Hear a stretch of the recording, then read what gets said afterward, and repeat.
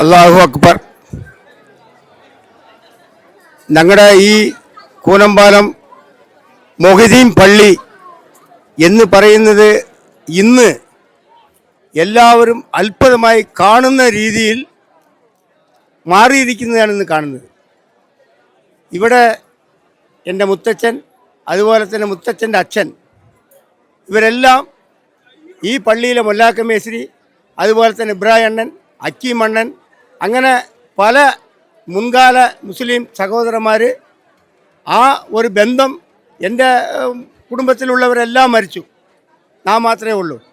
അപ്പം ഞങ്ങൾ ഇവിടെ ഒരു പള്ളി നേർച്ചയുണ്ടെങ്കിലും ഒരു കുത്തുവായി ഉണ്ടെങ്കിലും അതുപോലെ തന്നെ ഒരു വീട്ടിൽ പ്രാർത്ഥനയുണ്ടെങ്കിലും ഞങ്ങളെല്ലാവരും ആ വീട്ടിൽ പോയി ഭക്ഷണം കഴിക്കുകയും അവരുടെ സ്നേഹത്തോടു കൂടി, ഞങ്ങൾ ഹിന്ദു മുസ്ലിം ക്രിസ്ത്യാനിയായി ജനിച്ചിട്ടുണ്ടെങ്കിലും ഞങ്ങളുടെ ജീവിതവും ഞങ്ങളുടെ പ്രവർത്തനവും ഞങ്ങളുടെ ഊണും ഉറക്കവും എല്ലാം മതസൗഹാർദ്ദം എന്ന് പറയുന്ന ഒരു ശക്തിയെ ഉറപ്പ് വരുത്തി പിടിച്ചുകൊണ്ടാണ് ഞങ്ങൾ ഈ കൂനമ്പാലം പരിസരത്ത് ഇന്നും ജീവിച്ചുകൊണ്ടിരിക്കുന്നത്.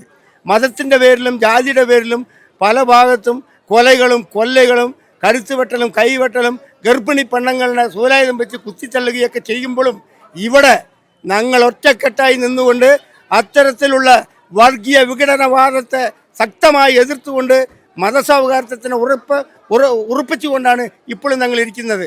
ഇവിടെ 2018 ഒരു പ്രളയം വന്നപ്പോൾ ഈ നെല്ലിയാമ്പതിയിലെ ജനങ്ങൾ ഒരു നേരത്തെ ഭക്ഷണത്തിന് വേണ്ടി കഷ്ടപ്പെടുമ്പോൾ ഈ പള്ളിയുടെ സെക്രട്ടറി അനീവ റാവുത്തർ 25 കൊല്ലമായി ഈ പള്ളിൻ്റെ സെക്രട്ടറിയായി 25 കൊല്ലം പൂർത്തിയാകുന്ന 25ാം വാർഷിക സ്വലാത്ത് വാർഷികയാണ് ഇന്ന് നടക്കാൻ പോകുന്നത്. അങ്ങനെ 25 കൊല്ലമായി ഓരോ സ്ഥലത്ത് നമ്മൾ കാണാം. ഒരു കൊല്ലം കഴിഞ്ഞാൽ എന്തെങ്കിലും അനുമതി പറഞ്ഞ് മാറ്റും.